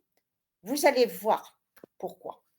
Association des protéines provenant du cytosol avec l'ARN ribosomal vous donne 2 sous-unités pré-ribosomiques. Passage des pré-ribosomes à travers les pores nucléaires. Alors, on reprend. Alors, nous, regardez, on a obtenu de l'ARN ribosomal 28S, on a obtenu du 18S, on a du 5,8S. Tout cela provient de l'ARN nucléolaire, du nucléole. Par contre, on nous rajoute ici un intrus. On va voir si c'est un intrus. ARN5S, pour le moment, il l'est. Transcrit à partir, on nous précise, du reste du noyau. Et on nous dit que on sait que le ribosome est formé de 2 sous-unités. Se rajoute à cet ARN, ces ARN, hein, des protéines provenant du cytosol. Vous savez que les protéines sont formées dans le cytoplasme. Elles vont, elles, rentrer et elles vont se lier à l'ARN ribosomal et nous former les 2 sous-unités. Mais alors, ces sous-unités, une petite et une grande, qu'est-ce qu'elles prennent? Et on aura passage des pré-ribosomes à travers le pore nucléaire. On est curieux, on voudrait savoir pourquoi il y a une petite, pourquoi il y a une grande. Alors, regardez, voilà, ADN, on reprend, ADN nucléolaire, il nous donne l'ARN précurseur 45S, épissage, ça veut dire on va couper, et on va nous former un 18S, un 5,8S, un 28S. Regardez, ici, tout d'un coup, on a séparé les enfants. Les enfants ARN, on les a séparés. OK. Ici, on vous dit, la petite sous-unité, regardez, elle ne prend que l'ARN ribosomal 18S et incorporé avec les protéines, ça nous forme la petite sous-unité. Ici, dans la grande sous-unité, on a 5, l'ARN ribosomal 5,8S, l'ARN ribosomal 28S et l'ARN nucléaire. Et ça nous forme la sous-unité 60S. Voilà. Ici, c'est plus détaillé. Ici, c'est fait à l'extérieur pour voir cet épissage, le résultat qui va avec qui. Ici, c'est carrément, vous avez, on vous donne les structures. Ici, l'ADN, voilà, qui va être transcrit en ARN, le précurseur 45S, et les autres, bon, ici, on vous donne une étape intermédiaire. Voilà. Ce qui est important, c'est les 18S, celui-là. Et voilà. Ici, vous avez la grande sous-unité qui va être formée par cela. Voilà. Et vous avez des pores nucléaires. Vous avez, alors, ici, les protéines ribosomales qui vont rentrer, elles vont former avec le 18S la petite sous-unité. Elle va ces protéines vont rentrer par les pores. C'est possible. C'est bon. Ça colle avec l'ARN ribosomal 18S et ça va ressortir en petite sous-unité. Ici, vous avez des étapes intermédiaires, peu importe, mais nous, on va prendre celle-ci, plus ces 2 ARN ribosomaux nés du 45S et la 5S qui naît, celle-ci, elle est nucléaire, celui-ci est nucléaire, l'ARN ribosomal nucléaire. Tout ça va se lier aussi avec les protéines qui sont rentrées du cytoplasme, parce que leur traduction se fait dans le cytoplasme, et ça va sortir en grande sous-unité, et leur maturation, leur assemblage va se faire dans le cytoplasme. La formation et la maturation du ribosome se fera dans le cytoplasme parce qu'un ribosome, c'est énorme. Donc ça peut pas, c'est obligé de sortir en petites et grandes sous-unités. Voilà. Par les pores, comme ça, c'est possible. Voilà. la maturation se fera dans le cytoplasme en un ribosome capable de synthèse protéique. Voilà, donc ici aussi, il peut y avoir des pièges, hein. Je peux vous dire, pensez-vous que la petite sous-unité est composée uniquement d'ARN nucléolaire ou d'ARN nucléaire ou d'ARN nucléolaire nucléaire? Et la même chose, je peux la poser ici et c'est pas la même chose. Ici, il faut qu'il y ait du nucléolaire et du nucléaire. Ici, il n'y a que de l'ARN nucléolaire, c'est-à-dire du nucléole. Voilà. Voilà, je vous ai mâché les questions de l'examen. Alors, on arrive à la chromatine. On nous dit qu'elle est fibrillaire en fibres, parce qu'on est comme des fibres, on est dans un noyau interphasique. Donc, elle est plutôt fibrillaire. Voilà, c'est tout ça. Fibrillaire, forme décondensée des chromosomes. Peut-être, au départ, on pensait que chromatine et chromosome, c'est 2 structures différentes. Non, c'est des états différents, mais c'est la même structure. La chromatine, c'est la forme décondensée des chromosomes. La chromatine, c'est au niveau du noyau interphasique, elle représente la forme décondensée des chromosomes au niveau de la mitose et vice-versa. Les chromosomes représentent la forme condensée de la chromatine interphasique. Voilà, je pense que vous avez compris. Structure biochimique complexe formée d'ADN bicaténaire. Bicaténaire, ça veut dire en forme, comme vous l'avez vu, en 2 brins. C'est l'échelle. C'est une image, hein, d'échelle torsadée. Si, regardez, si en elle est torsadée, condensée, si on l'a déroulée, elle va faire à peu près 2 mètres dans un noyau de quelques micromètres.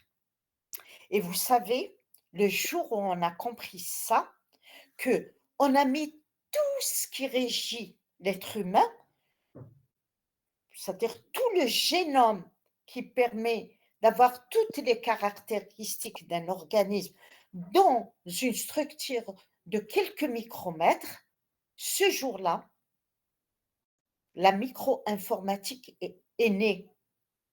La micro-informatique, elle a copié ça. Elle s'est dite, pourquoi on ne créerait pas quelque chose qui mettrait toutes nos datas, parce que l'ADN, c'est des datas, hein, c'est tout ce qui permet le fonctionnement d'un organisme, qui régit toutes les caractéristiques, phénotype, génotype d'un individu. Ben, ils se sont dit, pourquoi on ne ferait pas la même chose? On ne créerait pas quelque chose qui condenserait au maximum, dans un espace hyper réduit, nos datas. Voilà. Alors, on vous dit, cet ADN est fortement lié aux protéines de structure. Ah, on parle de protéines de structure, d'architecture, alors que tout à l'heure, on a parlé de protéines non structurales, celles qui permettent la réplication, la transcription, la régulation, la réparation. Donc, fortement liées aux protéines de structure, et c'est des protéines qui permettent la structure et la compaction, c'est-à-dire qui font que l'ADN est compacté, condensé. Voilà. Et on les appelle, ces protéines, les histones. C'est pour ça, celles de tout à l'heure, on les a appelées les protéines non histoniques. Voilà.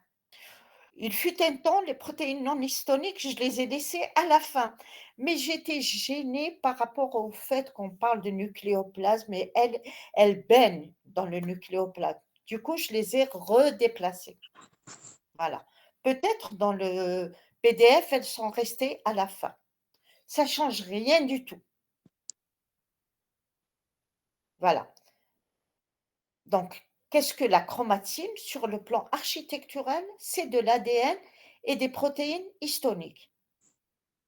Et on vous dit, et des protéines non histoniques qui baignent à côté. Voilà. On peut l'enlever cette phrase maintenant que j'ai déplacé les protéines histoniques. Mais si vous les laissez, ma foi, vous pouvez les garder. Pourquoi? Parce que ces protéines, c'est vrai, elles ne rentrent pas dans l'architecture de la chromatine, mais elles sont à côté, parce que c'est elles qui vont permettre l'expression. Elles agissent. Elles ne rentrent pas dans l'architecture, mais elles sont là. Sans elles, il n'y aura pas l'expression des gènes. Voilà. Il n'y aura pas de réplication, il n'y aura pas de transcription, donc elles sont à côté. Dès qu'il y a stimulation, elles remplissent leur fonction et il y a réplication, transcription, régulation, réparation. Vous verrez après quand on fera la régulation du cycle cellulaire que le noyau, ces protéines non histoniques sont capables de réparer et heureusement l'ADN. On le verra très bien. Alors, donc on a vu, regardez, on va avoir une curiosité. Il y a des parties sombres, il y a de l'hétérochromatine au niveau de on va dire, une structure foncée, c'est de la chromatine. On verra si elle a un nom particulier, sûrement. Elle est foncée. Elle est beaucoup plus en motte ou tapissant la membrane interne nucléaire. Voilà. Et on a une chromatine à côté plus claire, tout ce qui est plus clair. Voilà, c'est une autre chromatine. Vous verrez qu'on va leur donner 2 noms différents. Voilà. Pourquoi on est revenu ici? Voilà. Alors, organisation architecturale de la chromatine. On a voulu, les curieux positifs, on a voulu savoir qu'est-ce qu'il y a dans cette chromatine. Qu'est-ce qu'on a fait? Une analyse. On a rompu. On n'a pas rompu au niveau atomique. On a fait une rupture légère. On a solubilisé partiellement le noyau. Et on a eu un premier niveau d'organisation. On a vu un chapelet de perles. Vous savez le chapelet avec lequel on compte, hein? Sibha. Ou bien un collier d'une femme coquette avec des perles. Voilà. Et comme ça, considérez que tout ça, c'est un collier de perles. Et pardon. Non. Voilà. Et chaque perle, on l'a appelé nucléosome, un corps nucléaire. Nucléo, soma veut dire corps, un corps relatif, nucléo relatif au noyau, donc un corps nucléaire, comme une perle. Et tout ça, le chapelet, c'est un collier. Et on a remarqué que ça se répétait très bien. Ça facilite les choses. Si quelque chose se répète, ça veut dire qu'il suffit d'étudier un et on extrapole pour les autres. C'est la même chose. On vous dit, il est formé, donc on va étudier le nucléosome, de là, jusque-là, répétition. Même chose, même chose, même chose. Donc, j'étudie un, formé d'un centre histonique, j'allais dire historique, d'un centre histonique relatif aux histones.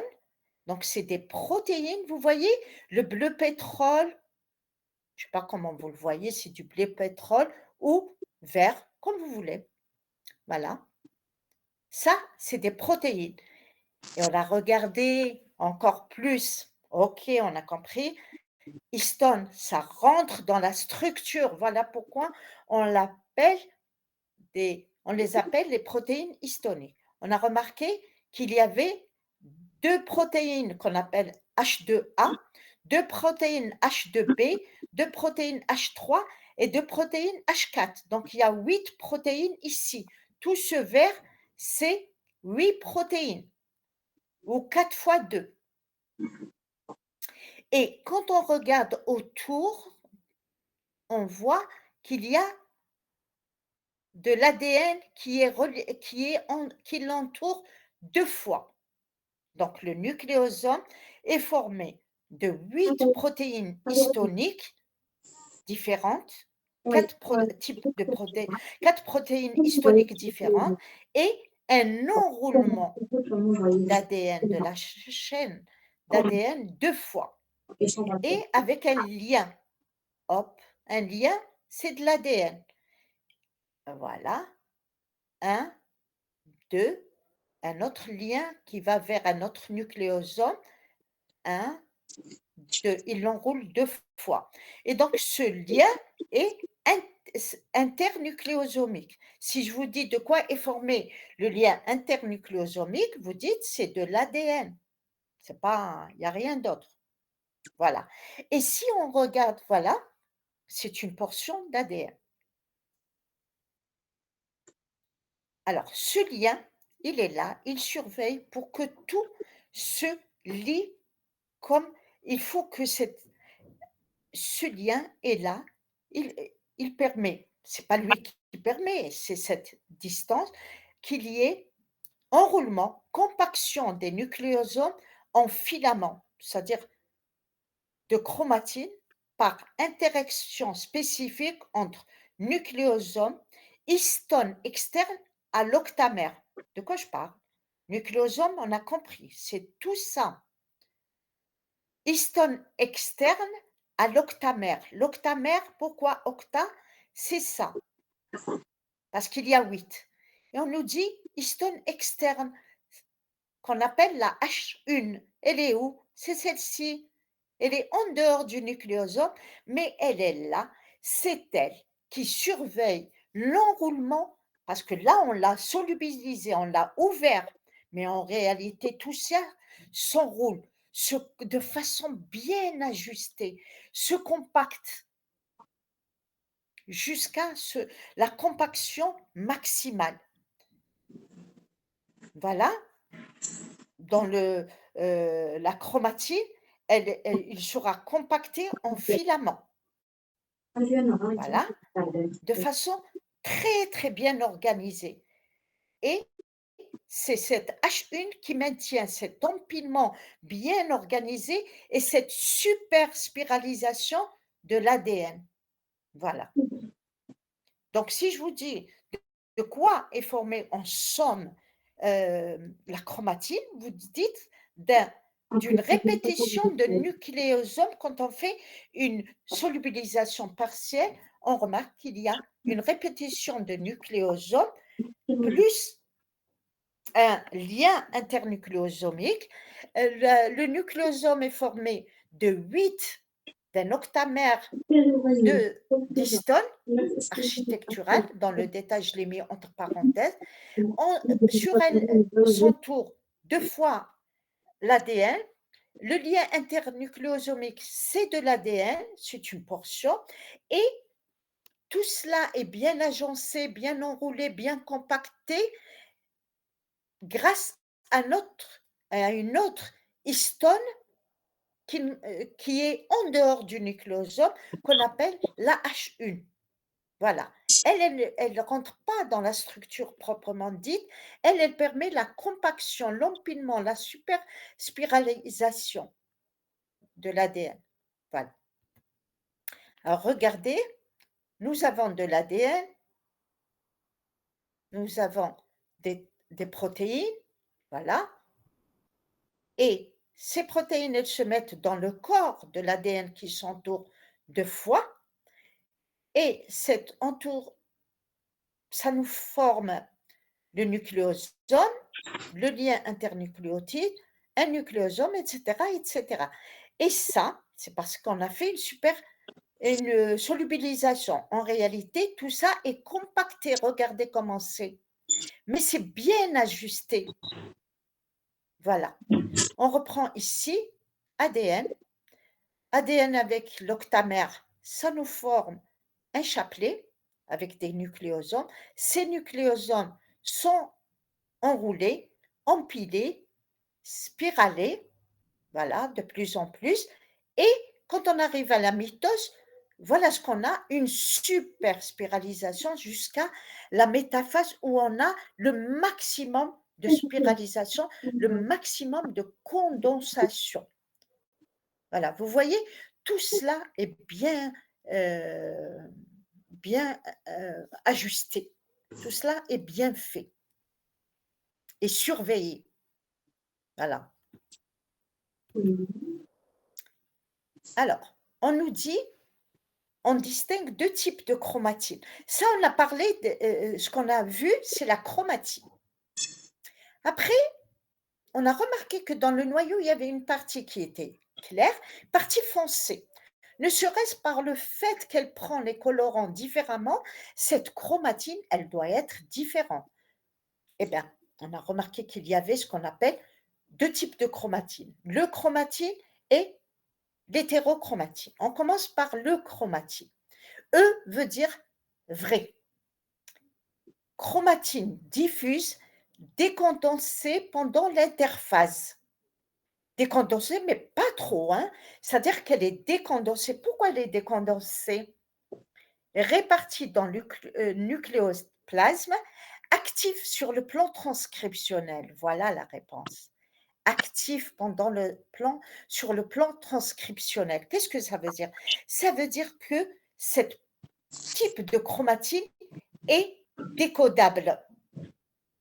Elle peut être transcrite et traduite en, hem, en protéines et donc elle est active et ça, elle se elle est décondensée. Pourquoi? Pour que les enzymes dont je vous ai parlé tout à l'heure, les protéines non architecturales permettent d'arriver à l'ADN et de permettre de stimuler les gènes pour qu'il y ait synthèse protéique. Voilà. Donc, une chromatine très condensée, eh bien, ces protéines non architecturales qui permettent son, son expression, l'expression des gènes, n'y arriveront pas hein, si elle est condensée. Elle est décondensée pendant l'interface parce qu'à ce moment-là, il y a expression des gènes. Donc, ces enzymes qui permettent leur expression doivent y arriver à cet ADN. Voilà. Et elle apparaît diffuse, elle apparaît claire quand on l'observe au microscope électronique. Le microscope électronique, il vous donne du noir et blanc, hein, une image en noir et blanc. Donc, elle apparaît un peu grisâtre. Voilà, on pourrait dire que c'est la partie plus claire. Voilà. Donc, elle est décodable. Donc, c'est elle qui nous permet de décoder les gènes, d'exprimer les gènes en ARN et de les traduire en protéines. On arrive à l'hétérochromatine. L'hétérochromatine, plus ou moins condensée le long du cycle cellulaire. Celle-là, elle est condensée. C'est ce qui fait qu'elle apparaît plus sombre. Voilà, voilà. Alors, quand on nous dit condensée, ma foi, on se pose la question, on vous dit localisée principalement en périphérie, voilà, du noyau et du nucléole. Et elle est aussi en motte dans le cytoplasme. Elle n'est pas que là et là, hein. Elle est aussi ici, elle est loin de la membrane en motte, en petits tas. Voilà, dans le nucléoplasme. Alors, ma foi, dès qu'on me dit qu'elle est condensée, je me pose la question, est-ce qu'elle est décodable? On vous dit 2 types, hétérochromatine constitutive et hétérochromatine facultative. On va voir ce que c'est. Hétérochromatine constitutive, 90 de toute cette chromatine inactive sur le plan transcriptionnel. Vous comprenez? Elle est inactive sur le plan transcriptionnel, c'est-à-dire qu'elle ne nous permet pas de décoder les gènes qu'elle porte. On la retrouve on nous dit à proximité des centromères et télomères. À proximité des centromères et télomères, qu'est-ce que ça veut dire? Quand est-ce qu'on parle de centromères et télomères? C'est au niveau du chromosome. Le chromosome, il a un centromère qui permet de lier les 2 chromatides.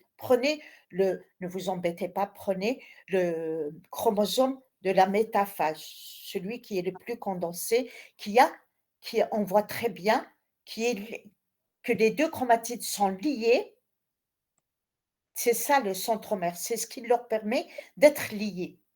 Et télomère, c'est les extrémités des chromosomes. Voilà. On reviendra sur ces télomères. Vous allez voir qu'on en reparlera et c'est très important. Pour le moment, nous, on les situe.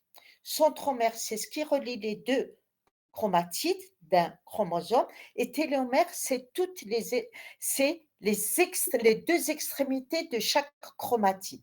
Donc, dans un chromosome, on a 4 télomères de part et d'autre. On a on a 4 télomères. Donc là, c'est mort. Il n'y a pas de transcription. La chromatine sexuelle ou corpuscule de Barr, c'est une partie de cette chromatine constitutive. On aurait pu ne pas la faire et elle fait partie de la chromatine constitutive. Mais il y a eu monsieur Barr qui a vu quelque chose. Alors, on vous dit, monsieur Barr, il a remarqué que vous savez que la femme, c'est pas lui qui l'a vu. Vous savez que l'homme, c'est X et Y, les chromosomes sexuels. La femme, c'est XX. Et on vous dit qu'un des 2 chromosomes, au hasard, devient inactif. Il devient inactif, il ne s'exprime pas. Heureusement, parce que s'il devait y avoir anomalie qui s'expriment tous les 2, il y aura énormément de dysfonctionnement. Donc, et monsieur Barr, il s'est rendu compte qu'il y avait un chromosome qui devenait inactif et il l'a appelé le corpuscule de Barr. Corpuscule de Barr, ce n'est pas un organite, c'est un chromosome X de la femme. Voilà. Et donc absent chez l'homme normal. L'homme, son chromosome X, il ne peut pas s'éteindre. Celui-là, l'un d'entre eux est éteint. Chez l'homme, il n'est pas éteint et sinon il y a anomalie. Voilà. Si il existe chez l'homme, ça veut dire qu'il y a un problème. Lors de la formation que vous allez faire en embryologie, lors de la formation du zygote, il y a problème. Voilà. Donc, en temps normal, un homme normal n'a pas ce chromosome inactivé. Il serait surnuméraire. Chez la femme, il y a un chromosome. Chez l'homme, ça serait une pathologie, une tare. Chez la femme, c'est physiologique. Voilà. C'est son 2e chromosome. Voilà.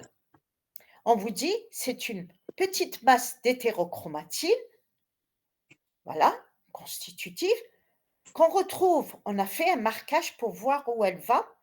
On a trouvé qu'elle était contre l'enveloppe nucléaire de la cellule de la muqueuse buccale.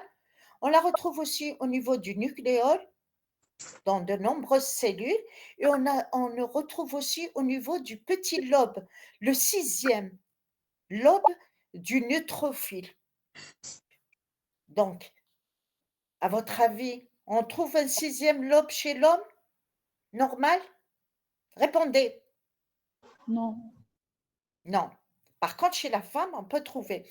Alors, une fois, je faisais un TP et je monte sur le sang. Le neutrophile, c'est un globule blanc dans le sang. C'est un polynucléaire. Il peut avoir 3 lobes, 4 lobes, 5 lobes. Et comme c'est la réalité, j'ai dit, il y a entre 2 et 5 lobes. Comme c'est la réalité, chacun observait 3 lobes. Parce que le neutrophile, il venait juste d'être dans la circulation. 4 lobes, 5 lobes en vieillissant. Et puis, il y a une fille qui s'est écriée: «Madame, je vois 6 lobes» et les autres, ils commençaient à rigoler, à dire: «D'où tu le vois? Tu, tu l'imagines?» J'ai dit: «Non, elle a raison» et les garçons, ils m'ont dit: «Madame, on ne voit pas nous, un sixième lobe». Je leur ai dit: «C'est normal, c'est une femme, ça représente, un chromosome X que la femme a, parce qu'elle en a 2 et l'homme n'a pas. Voilà. C'est pour ça quand on décrit le neutrophile, on dit 3 à 5 lobes. Après s'il faut préciser, on le précise parce qu'il est chez la femme. Voilà. Ça reste de l'hétérochromatine constitutive. Donc il y a pas ça, on ne décode pas ces gènes portés par cette hétérochromatine constitutive. On va voir, voilà, ça il y a un schéma, donc on voit, voilà, corpuscule. C'est une chromatine ou une hétérochromatine sexuelle. On l'appelle aussi corpuscule de bas. Je peux vous piéger, vous dire: «Est-ce que c'est un organite? Est-ce que c'est n'importe quel chromosome? Est-ce que» voilà, vous saurez répondre. Alors, on passe à l'hétérochromatine facultative. On vous dit: «Ça reste de l'hétérochromatine, donc elle n'est pas décodable». Mais on nous dit: «Exceptionnellement active» et ça, on le voit chez le petit lymphocyte activé par l'antigène. Alors, s'il vous plaît, ce G, faites mettez un G, minuscule pour différencier. Il y a ceux qui l'écrivent comme ça, mais moi ça me dérange parce que, l'antigène, le grand A, grand G, c'est pour l'appareil de Golgi. Grand A, petit g, c'est pour l'antigène. Voilà, c'est mieux, comme ça on ne confond pas. Petit lymphocyte, des fois je fais des corrections, je fais mon cours sur un PC, mais qui ne me permet pas de faire, visioconf et quand je passe et je trouve une erreur sur mon Chromebook, je la corrige. Parfois il ne la prend pas. Il n'est pas fait vraiment pour ça.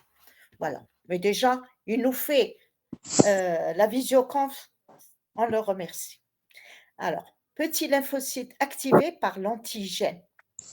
Quand il est activé par un antigène, ce lymphocyte, il s'active, il mature et cette hétérochromatine se décondense et elle est accessible aux enzymes, aux protéines qui lui permettent d'être décodées.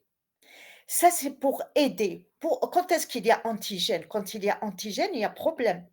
Ça veut dire qu'il y a infection, il y a un corps étranger et donc peut-être les autres cellules, les autres, entre guillemets, «soldats» de la cellule, de l'organisme n'ont pas pu faire face. On appelle ces lymphocytes en renfort et elle a cette possibilité d'activer, y compris cette hétérochromatine, heu, de l'activer et de faire en sorte que, elle se décondense et que les protéines qui vont permettre, d'activer, de stimuler, heu, les gènes puissent arriver et donc c'est possible pour celle-ci dans des cas exceptionnel d'activation du lymphocyte par la présence d'un antigène, il y a le feu dans la maison, qu'on appelle l'organisme, et donc elles viennent en renfort. Et donc, dans ce cas, il y a possibilité de transcription et traduction d'une partie de de son hétérochromatine facultative. Voilà. Mais ça reste des cas particuliers. Donc, on garde à l'esprit que la chromatine, elle est formée de protéines de structure des histones, 8, d'ADN, de la molécule d'ADN, et ça sur le plan structurel. Après, on a à côté une histone H1 qui lui permet de s'empiler sur elle-même de façon bien agencée, que la chromatine était de deux sortes, une euchromatine, vraie chromatine. Pourquoi on l'appelle vraie? Parce que elle est décodable, elle est active, elle permet la transcription et la traduction en, en protéines, parce que elle est un peu, elle est décondensée en interface, puisque c'est une chromatine, et qu'elle permet ainsi aux enzymes protéines qui permettent d'arriver au gène, donc à l'ADN, et de permettre cette activation, cette transcription et cette traduction. À côté de cela, on a une hétérochromatine qui, elle, n'est pas décodable, très condensée, pardon. Néanmoins, nous avons cette hétérochromatine constitutive, elle est condensée, elle n'est pas décodable. Monsieur Barr a mis son grain de sel. Il a découvert, et on le remercie, que le chromosome X, le deuxième chromosome de la femme, était inactivé. Voilà, complètement inactivé. Voilà, il fait partie de l'hétérochromatine constitutive. À côté de cela, on a une hétérochromatine, mais facultative, ça veut dire dans des cas exceptionnels, elle pourrait se décondenser et permettre d'être active.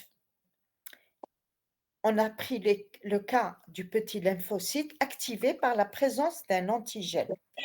Voilà, je pense qu'on a fait le tour. Voilà, on a terminé le noyau. J'espère que vous avez compris. De toute façon, si vous avez des questions, je vous invite toujours, c'est à vous, hein, de le faire, hein, de dire, voilà, vous voudrez poser des questions avant de commencer le cours, et voilà. Et même si on arrive au 4e, 5e, 6e cours et vous avez des questions sur le premier cours, on pourrait toujours revenir dessus. Peut-être qu'on ne prendra pas énormément de temps, mais il faut que vos questions soient déjà, c'est-à-dire claires. Voilà. Je vous remercie de m'avoir Merci à écouté. vous aussi. Merci. Allez, portez-vous bien. Vous Ok. aussi. Voilà, la prochaine fois, alors je suis en train de réfléchir. Est-ce que c'est mieux peut-être de faire la régulation? Parce qu'elle colle avec le noyau. On verra. Je vais bien réfléchir encore. Ou bien on D'accord. fera le cytosquelette. Voilà. Portez-vous bien.